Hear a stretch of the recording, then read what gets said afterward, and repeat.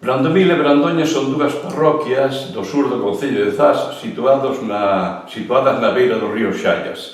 As dúas son coñecidas na nosa literatura por Eduardo Pondal, que transformou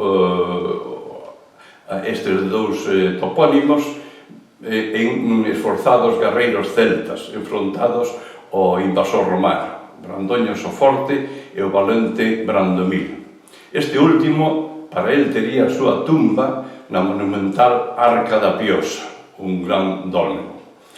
Brandomil, ademais, está considerado polos arqueólogos un dos 4 asentamentos romanos máis principais da provincia da Coruña.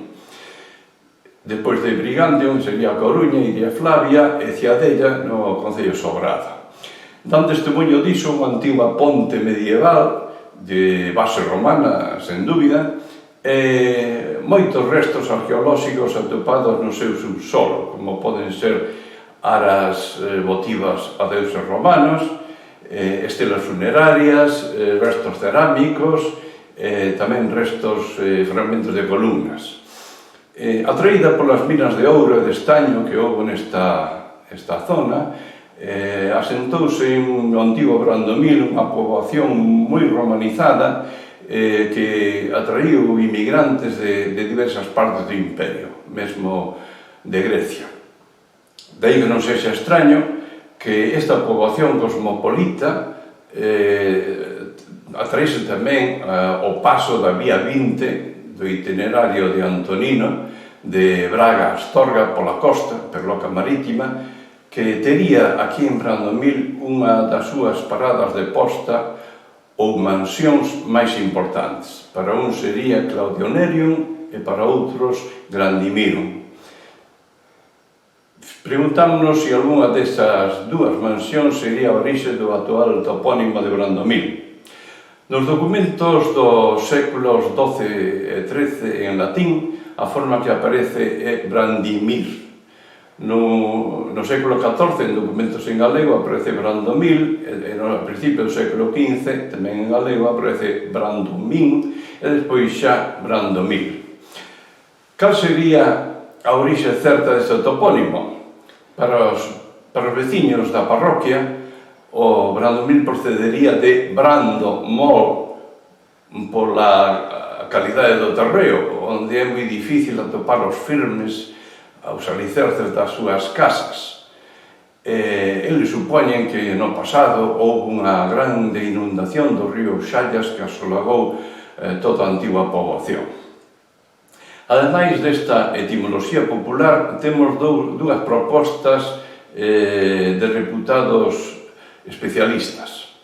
A primeira sería que procedería do antropónimo xermánico non documentado Brandemirus, que procedente de Brand, que significa espada, máis Mereis, que significa célebre. É a proposta dos alemáns Joseph Pil e Dieter Kremer. A segunda proposta é a dun topónimo romanizado de orixe celta, Grandimirum, proposta por Abelardo Moralejo Lasso, onde advirte unha semellanza formal entre o antigo Grandimirum e o actual Brandomil que non se pode pasar por alto. Este latinista tiña claro que había unha continuidade entre os dous topónimos. O que ele supón é que houve unha confusión acústica entre as consoantes iniciais G e B co paso do tempo,